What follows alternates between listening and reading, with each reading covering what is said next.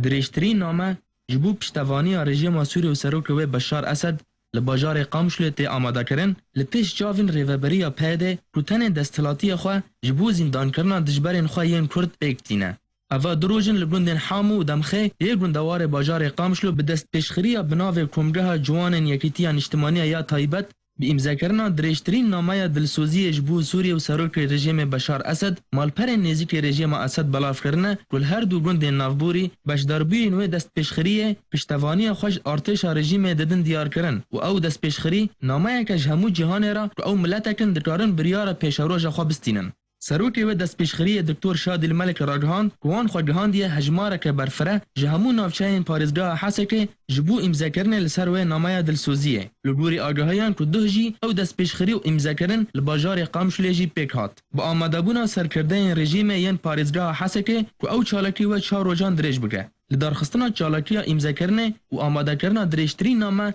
به درجه 10 کیلومتران جبو پشتوانی رژیم سوری و سروک بشار اسد ددمکه ده کو پارتیا پیدا ادعا دکه و ریوبریک آوا کریه و نافچین روش آوای کردستان جدست رژیم رزگار کرنه و بردوام تن دجبرین خوین کرد جی سیاست مدار چالکوان روزنامه‌وانان دگره.